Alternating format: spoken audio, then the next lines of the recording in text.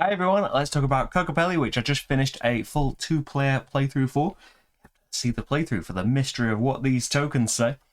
But yeah, you can see the game in action in that playthrough, linked in the description if you haven't seen it already. This is just what I thought about it, if you're into that kind of thing.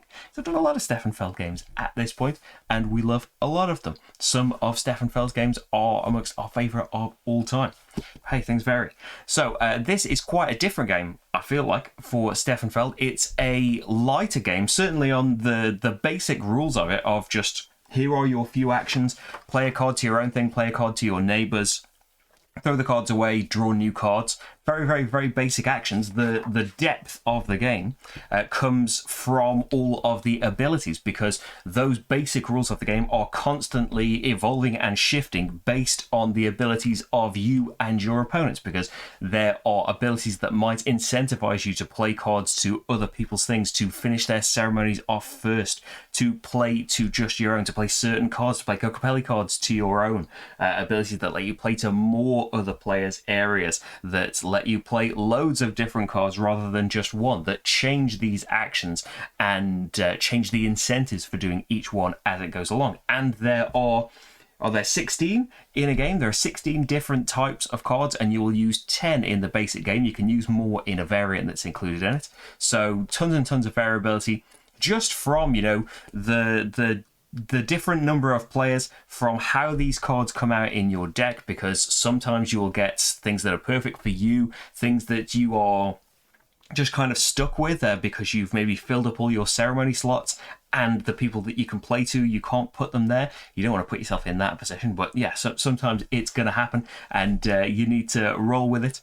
But it's full of, you know, finding opportunities of seeing that, oh, what another player has just done has made it possible that that ceremony is now one card away from being completed. So rather than doing what I wanted to do, maybe I want to complete your ceremony, because that's going to give me a load of points before it gets around to your turn or someone else's turn, and they complete it instead and get the big bonus. The person whose ceremony is still gets, you know, a taste, still gets a few points for having their thing completed. But yeah, depending on the combination of things, like the example from the playthrough, you know, things like your ceremonies are completed with only 3 cards, and your Kokopelli cards count as 2 cards. That means that sometimes your ceremonies can be completed from under you with hardly any cards being played to them. And it can be a game of trying to earn the most points, of seeing those opportunities, and it can be a game equally of denial as well, because someone's got an ability out that's great for them that lets them draw more cards or something like that, but you see that that's out there, you've got a way to get rid of it.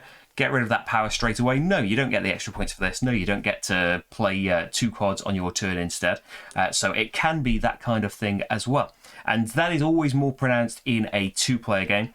The 2-player game, it definitely works, and it's a bigger, you know, head-to-head thing. You can play to all the areas of your opponents apart from the special secret middle area, unless you've got the card that lets you do that.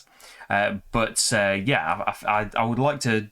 I feel like, yeah, just the way that it's like described in the rulebook, it wants to be next to different opponents. You want to have different neighbours and play to their things. And just a tiny thing. It's not going to make that much difference in points, but the scoring for who's got the fewest cards left at the end of the game is not great at 2 players, because first place gets 5 points, second place gets 3 points. So it's like a 2-point difference. It doesn't really matter very much, but maybe it's not meant to. That's just a tiny thing. The bigger thing for us is, yeah, just a personal thing. I can recognize how clever this design is, how much there is to it, just in, you know, what is included in the base game, just in these 16 types and the combinations between them. And there is at least, you know, that there are expansion sets that you can include in this that can take it even further than that. But yeah, well, I can recognize the cleverness of the design, the depth of the design. We didn't enjoy playing it purely because we don't like the kind of, and it's not the whole part of the game, but the part of the game is trying to see, you know, how many points you can get, and try and not give people too many opportunities. But we found that the game was too often about trying to take away someone's ability, or seeing that, say, yeah, that I can stop you from completing that. You know, you don't know what people's hands are like, so you don't know if they're right next to completing something, and you don't want to put yourself in the position of completing something for them. But that's a clever thing from the design, that you often do these things that might be a bit suboptimal sometimes, that might give people the opportunity to complete them instead, because you want to get rid of your cards. You always want to play through these cards. It generally takes 4 cards to complete a ceremony. You only have 3 of each in your play area and some wild cards. And you want to play them as much as possible, because drawing cards is really inefficient. You only get 1 card, whereas if you play all your cards, you get to draw 3 cards and get a point. So that's what you want to do all the time. But yeah, the general vibe of the game for us just ended up being more about kind of watching out for denial and too much worry about, well, I'll put this out here, this isn't protected, so I don't want to play this to there. And that is like the whole tension of the game. That is what I'm sure people will be raving about is so good about it, but we didn't enjoy that feeling at all. But that's just a personal thing for us. We don't like the kind of, yeah, I'm going to play these things to you and I'm going to get rid of your ceremony and earn your points instead. Didn't really work for us. But that's just, as I say, a personal thing. Everything that I'm saying and what you might see in the playthrough as well, remember that's there, and that's the best way to see if it would be for you. You might, and I hope you are, seeing that and thinking, that sounds great. That sounds just what we enjoy. Hopefully it is. But yeah, the playthrough will give you the best idea. This is just what we thought of it. And that is what we thought of it, unfortunately. We love Stefan Feld's games and we love loving them. But yeah, sometimes it just doesn't work out for us. Hey, we'll go play Castles of Tuscany again though, eh? Thank you very much for watching, and I'll see you for the next game. Bye everyone.